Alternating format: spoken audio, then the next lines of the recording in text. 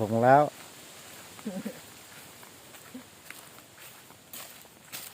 ผู้ชายสวนหอมมานะเป็นมานะที่บ้านหัวเสือนี่ก็ของเราเองของเราหมดเลยจนในปอของเด็กข้าวเหนียวเอาเป็นหัวเลยมันจึงแสบเนี่ย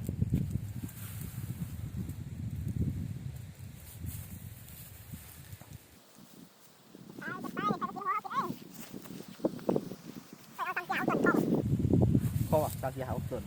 เราแต่เลยพอละเต้พอละไปต้น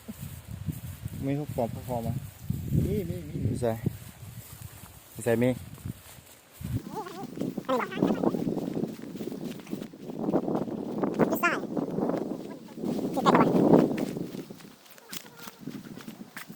ถ่ายไปเป็นหลักฐานเขาจะได้รู้ว่าหัวขโมยเป็นคนนี้หน้าตามันเป็นแบบได้โอ้ยผมเป็นของเขาเนี่ยขอเป็นบางนี่หลักฐานนี่เป็นหลักฐานกำลังยิ้มลายจุดตะแคงของเราเสียงลมนี่มันช่างน่าสะอ้อนเหลือเกินผู้ชายเนี่ยมันแกมาแล้วไปจะให้เสียสุขภาพกันไปทำงานกำลังประเดี๋ยวไม่ใช่ต้องรอดไปแล้วไปทำงานได้สำเนียบ่พอเราตีอันนี้เอาโอ้ยนี่เด้อยั่วๆเด้อไปได้แล้ว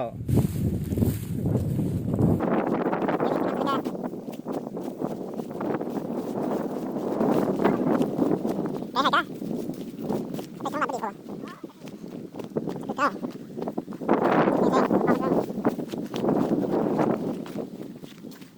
ไปกินอะไรกันได้กินบะดอดเด้อ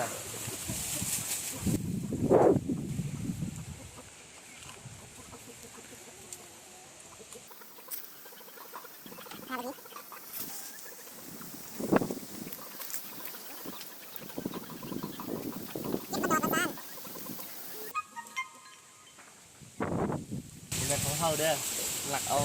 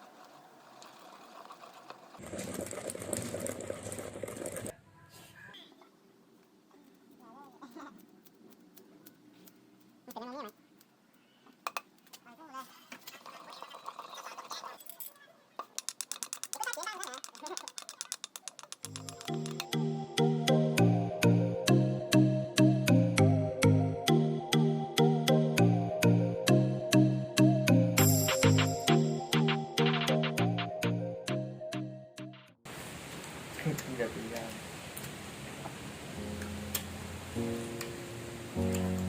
ปั่นกันนะเครื่องนึงไหมฟังบ่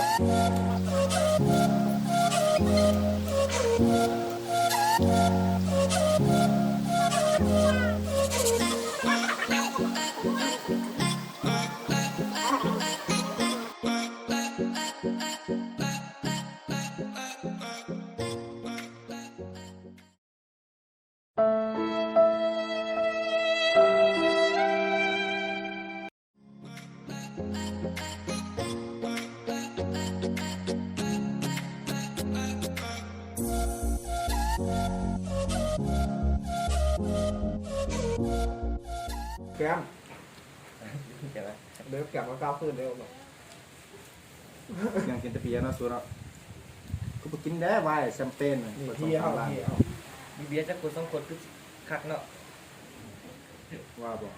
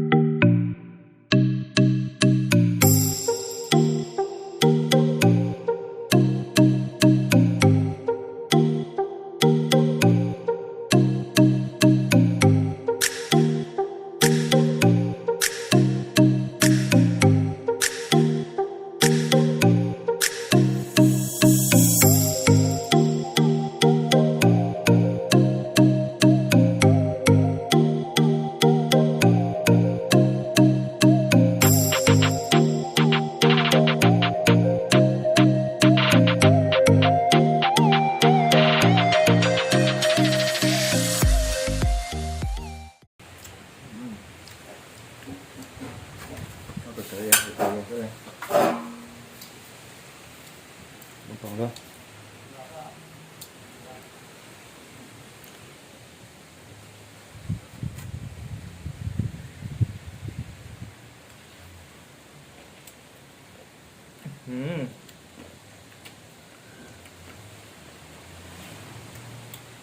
จะบอก ก็ชอบบ่